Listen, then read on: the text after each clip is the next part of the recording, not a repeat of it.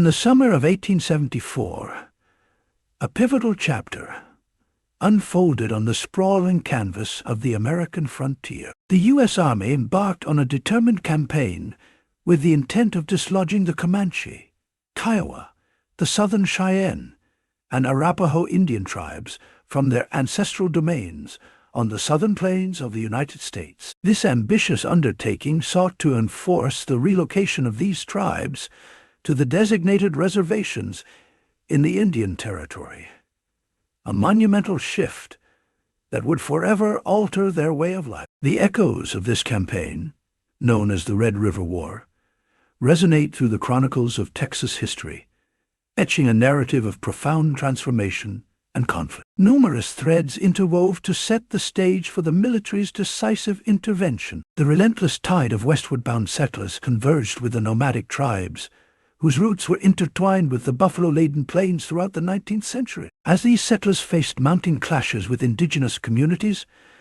the Army forged a network of frontier forts to offer a semblance of protection. However, the crucible of the Civil War triggered a withdrawal of military presence from the westward expanses, enabling the tribes to assert their dominance over the southern plains in a period of opportune upheaval. The incursion of these tribes into the forefront of national affairs stirred a resounding call for government intervention.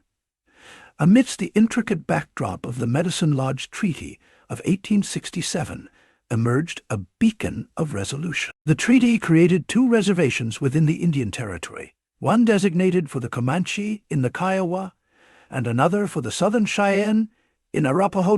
Eager for peace, the tribes agreed to the terms that held the promise of basic services, vocational training, housing, and crucial sustenance in forms of food, supplies, and even firearms, and ammunition to support their hunting practices. This accord carried a noble vision, allowing the tribes to continue hunting the lands south of the Arkansas River as long as the buffalo roamed there. A coalition of 10 tribal chiefs lent their endorsement to the treaty, spurring voluntary migrations to the reservation as a sign of good faith. Yet, the treaty's lofty aspirations were dashed against the jagged rocks of reality. The enterprises of commercial buffalo hunters scorned the treaty's confines, invading the territory that had been solemnly pledged to the Southern Plains tribes. The swift decimation of the majestic southern bison herds, which had long been the lifeblood of these tribes, transpired with a mere 4 years. Spanning from 1874 to 1878, the ruthless hunters perpetrated a wide-scale massacre of these revered creatures, ruthlessly gathering their hides for trade back east and forsaking the carcasses to fester upon the plain. Astonishingly, the U.S. government remained silent, failing to stem the environment catastrophe. This wholesale extermination of buffalo dealt a crippling blow to the tribes, driving them into the clutches of dependency upon the reservation provisions. The pledges and assurances of the U.S. government, though grand in word, yielded a bitter harvest of delusion for the tribes. Inadequate and often subpar rations greeted them, while the confinements imposed by reservation boundaries clashed profoundly with the tribe's ancestral instincts to roam the open plains with unbridled freedom. As the tendrils of discontent wound even tighter around the reservation, a palpable sense of desperation gripped the indigenous populations.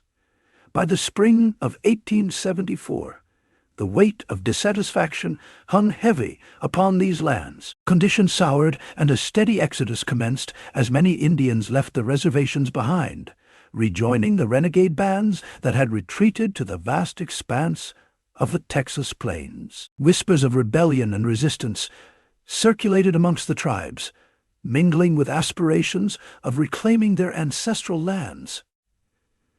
In the cauldron of unrest, a figure named Isatai emerged as a beacon of inspiration and a harbinger of conflict. A prominent leader and revered prophet of the Quahadi band of Comanches, Isatai wielded spiritual power of great magnitude, His incitement to wage war against the encroaching white settlers reverberated across the plain. The conditions of the time, marked by despair and desperation, paved a way for Isatai's message to find receptive ears amongst the Indian leaders.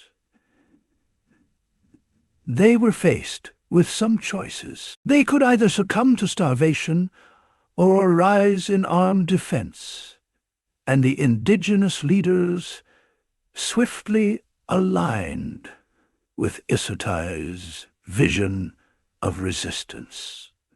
So, a strategy was made. The plan to assail and obliterate a nearby settlement of buffalo hunters at a place called Adobe Walls, a crucial juncture in the narrative of the Red River War. The first Battle of Adobe Walls in 1864, Brigadier General James H. Carleton stood at the helm of the Department of New Mexico, and he was faced with a daunting task: put an end to the relentless onslaught of Indian attacks on white settlers journeying across the paths of the Santa Fe Trail en route to the New Mexico Territory. To answer the call, the famous Kit Carson was summoned, a battle-hardened figure fresh from a campaign against the Apache and Navajo tribes in the heart of New Mexico. Kit Carson's mandate now resonated with stern retribution against the Kiowa and Comanche tribes.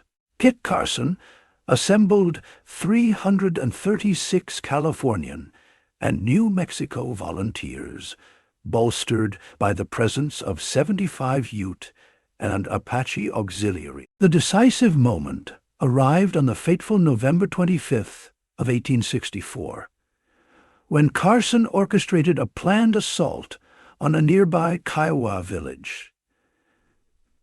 The aftermath led Carson's battle-worn company to find refuge amidst the ancient ruins of the Adobe Walls. However, dawn unveiled the grim surprise.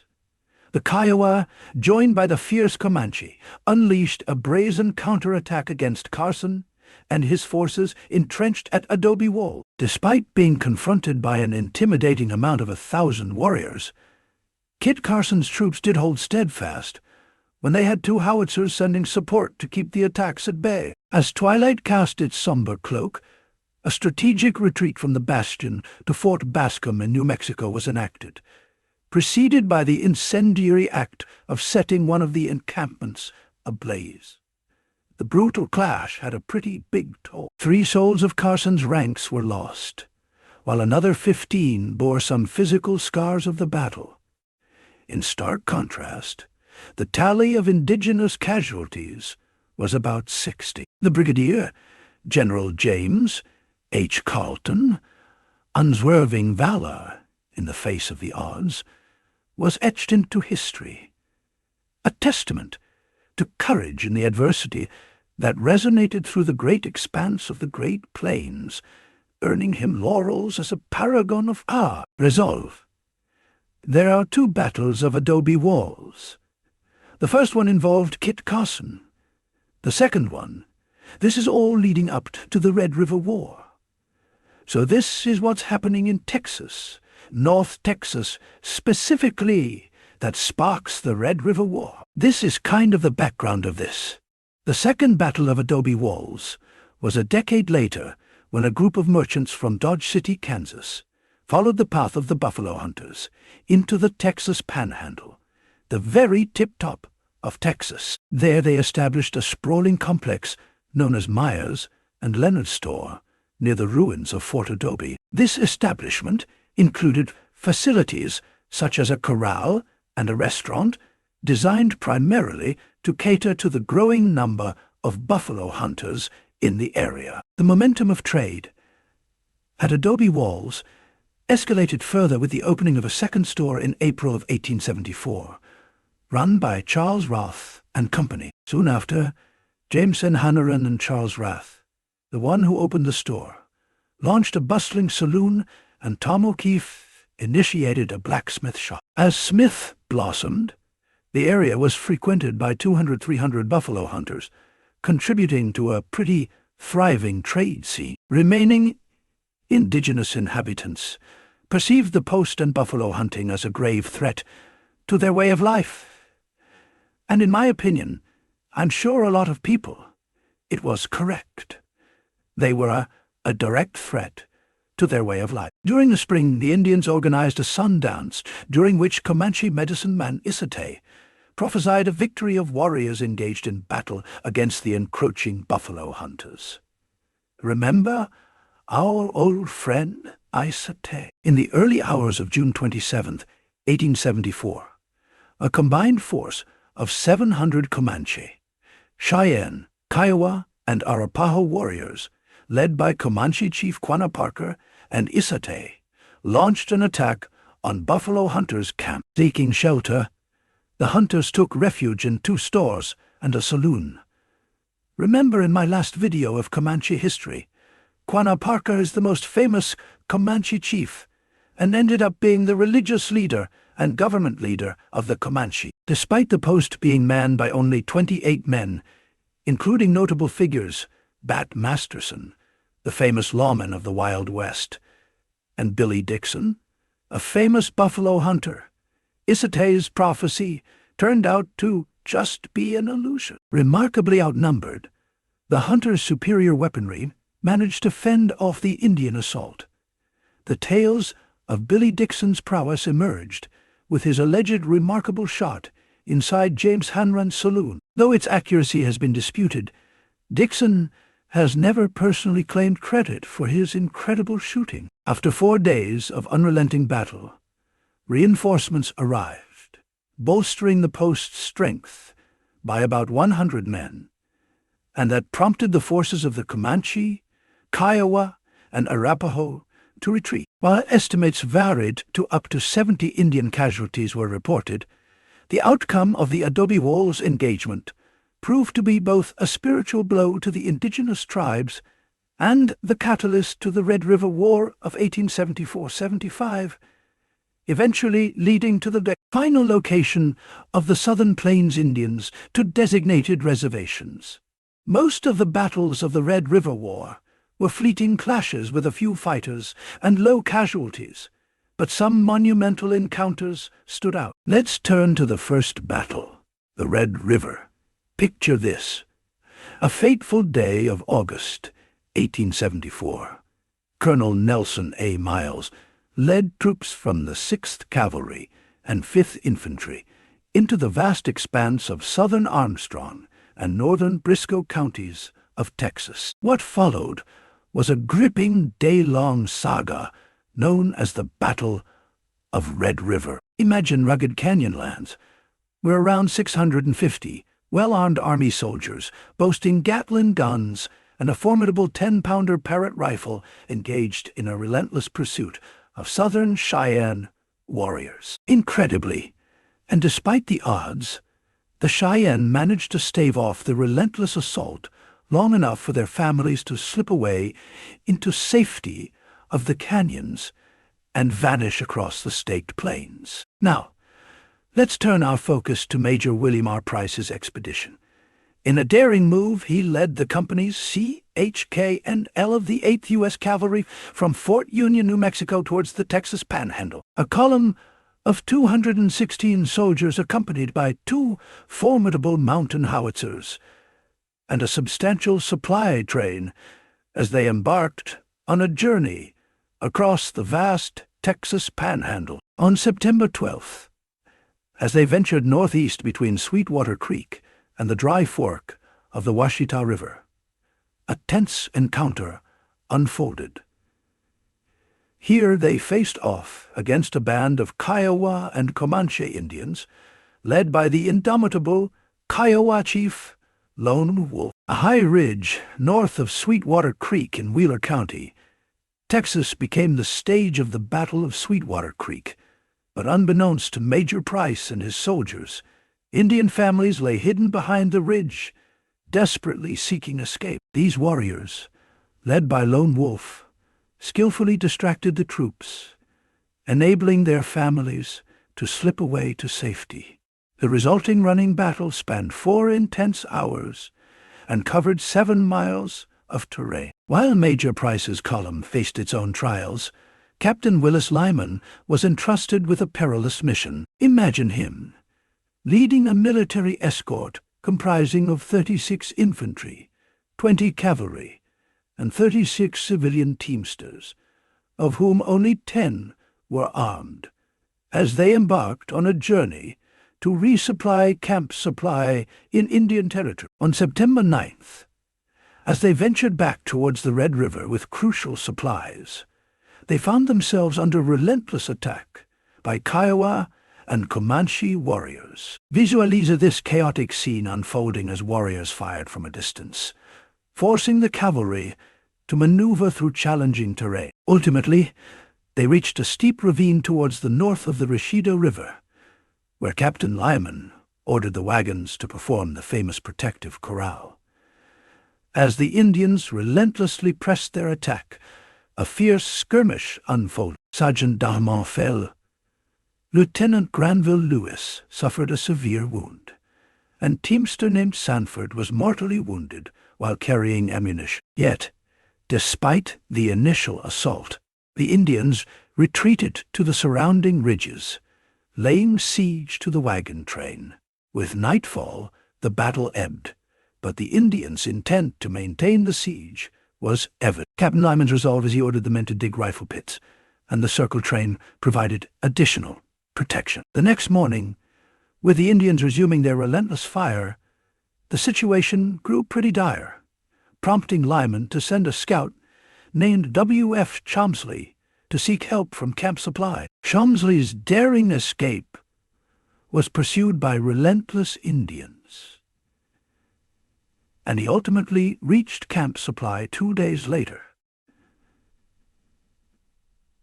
September 12th marked the beginning of the Indians abandoning the siege. Now, picture a cold rainstorm enveloping the besieged troops, continuing through the next day. The soldiers, nearly out of supplies, found themselves in a grim predicament. Horses were injured, and 22 mules from the wagon lay dead. In the early hours of September 14th, Company K arrived from Camp Supply with much-needed aid and ambulance. Captain Lyman and his wagons could finally move on, rejoining Colonel Miles. For their unwavering bravery during the battle, Colonel Miles recommended 13 troopers of the Medal of Honor, and Captain Lyman was duly promoted. On that same September morning, about 125 warriors who had besieged the Lyman wagon train decided to regroup south of the Ouachita River. As they reached a small rise north of Gageby Creek, they stumbled upon a small detachment of 6 men from Colonel Miles' command, tasked with locating Lyman's wagon train. This detachment included civilian scouts, Billy Dixon, who we talked about in Adobe Walls, and Amos Chapman, along with 4 6th Cavalry soldiers. Imagine these men encircled by Indians with limited cover and mounting tension. Private Smith, who held the horses' reins as chaos erupted, was quickly shot and fell as the horses stampeded. The intensity of the ensuing battle, where these courageous men, except for Dixon, were all wounded. Billy Dixon's keen eye spotted a small Buffalo Wallow, a shallow depression of the plain, and he made a daring dash for it. 3 others joined him, and together they began digging with knives and creating a makeshift fortification. Outside the wallow, Private Smith lay wounded, and Chapman suffered a crippling leg wound.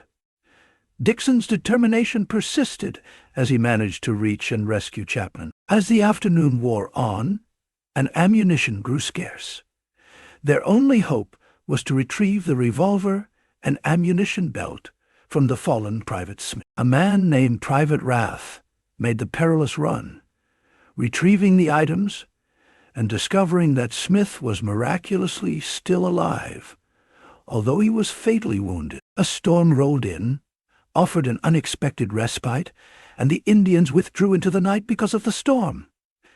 Billy Dixon leaving the wallow on foot the next morning to seek help of the wounded men. After a brief journey, he encountered the 8th Cavalry under Major Price's command, and Colonel Miles orchestrated their rescue upon learning of their plight. Though all 6 men were initially awarded the Congressional Medal of Honor, Dixon and Chapman's medals were later revoked due to their unofficial enlistment into the Army. A heartwarming twist occurred in 1989 when the Army Board of Correction of Military Records reinstated Dixon and Chapman's well-deserved medals. We say well-deserved. They were slaughtering indigenous peoples and putting them on a reservation. But to the U.S. Army, they saw this as a double thumbs up. As September 28th of 1874 dawned, a pivotal moment of the Red River War unfolded. Imagine at least 5 Indian villages seeking refuge within the concealed depths of the Palo Duro Canyon. Remember, all these families are trying to escape the U.S. Army, and they're going deeper and deeper into these canyons, and they're kind of finding their way into Palo Duro Canyon. Now envisioned Colonel Reynold S. Mackenzie, leading the 4th Cavalry, charging fearlessly into that canyon. The scattered Indian leaders, including Iron Shirt of the Cheyenne, Poor Buffalo of the Comanche, and Lone Wolf of the Kiowa, struggled to mount a unified defense. The soldiers captured and set ablaze the villages, including the crucial winter stores. Additionally, they secured 1424 Indian horses, driving them some 20 miles away from the heart-wrenching cold, 1,000 of them, to prevent recapture by the Indians. So they found 1424 horses. They drove them 20 miles away, and they killed 1,000 of them to prevent the Indian tribes from capturing them back and using them to hunt on their ancestral land. After this pivotal battle, the hardships faced by the remaining Indians, stripped of provisions because their food stores were burned, and their villages were burned, and their horses were killed, and now winter was approaching, many began drifting back to their reservations in the following months. The U.S. Army continued its relentless efforts to clear the Texas panhandle of Indian holdouts, and ultimately bringing an end to the Indian War, the Red River War, on the South Plain. I do talk about this war a little differently than I do most things on the channel. This is the end, as America knew it at the time. This is the end of the Southern Plains tribes. This is the planned extermination of these tribes, too. Although I get to enjoy a lot of things specifically, I live here in Texas. I get to enjoy a lot of things about the state. I can't look past. That's what the Red River War was. This is the final takedown of these pretty incredible tribes. This is the end for the Southern Plains Indians. And they moved to the reservation after this, because their villages were burned, their stores that they worked to help get them to the winter were destroyed. And now, even though it was reservation or fight, now it is just reservation or starve to death outside the reservation. So you either have to play by the rules, or you're going to die outside the rules. I do talk with a little more disdain in this video, but it's a powerful message being sent by the U.S. Armed Forces that it's not even about complying anymore. Now you are accepting a new way of life that we're providing for you. And then even that was taken. Anyway, if you hear a little weird inflection in my voice, that's why I find this war, especially as a Texan, pretty gross. But it does need to be covered. We need to learn all the fun stuff about the Wild West. We also need to learn about the things that were really happening and what the effects were.